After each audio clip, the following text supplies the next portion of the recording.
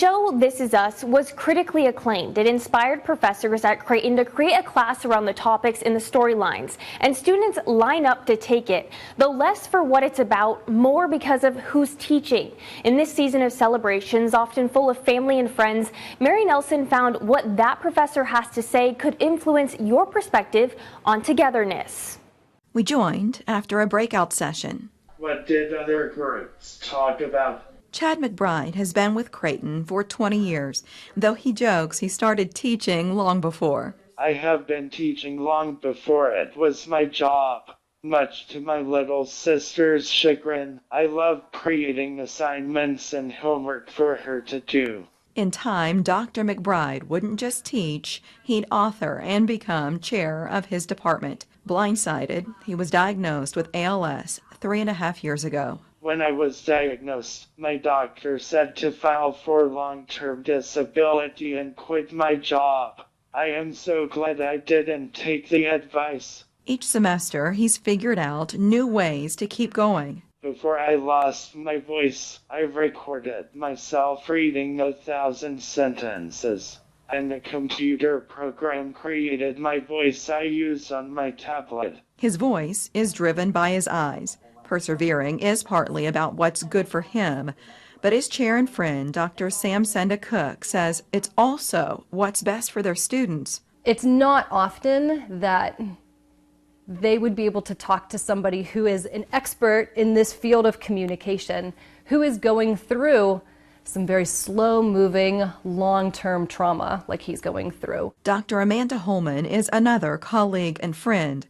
She co-teaches the class called This Is Us. He's a life changer, right? He changes the way you see relationships, the way you see family. Senior Kylie Karski heard these things and knew of Dr. McBride's research. He's why she wanted to take the class. I expected it to be pretty rigorous in the sense of communication, family dynamics, but truthfully, it made me admire Dr. McBride a lot more. She says it's because of how he speaks about parenthood. Becoming a dad has significantly changed how I teach my classes on relationships. Because for him, it was a dream, evident in this video from last year. Oh, I don't know how to not cry about this part. He is loving.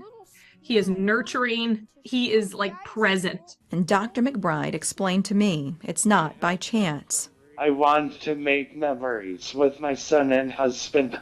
Jackson was almost 4 when I was diagnosed, and he is 7 now. He won't remember that before I was 6, so all I can try to do is try to cram a lifetime worth of memories in whatever time I have left.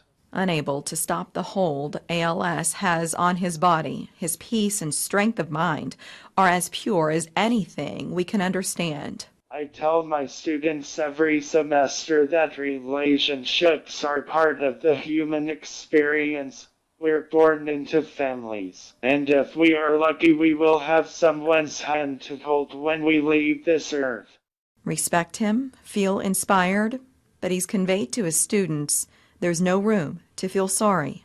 I think the biggest thing is from an outsider perspective, you can look at Dr. McBride and say, what a cruel disease, how sad this is, how devastating it's going to be to those around him and close to him.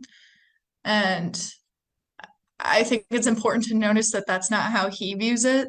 Yes, ALS affects every part of his life, including how he teaches, how he shows up for his family and friends, but not whether he does any of it. The capacity he has to advocate for himself and others, his capacity to care for students and be there for them, even as his life and his body changes significantly.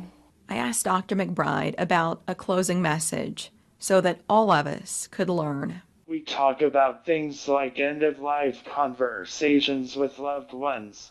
Sometimes those things are hard to think about, but I have a definite perspective of things now. I talk to my students about how I have a good idea how I am going to die, but all of us should live life like any day could be our last.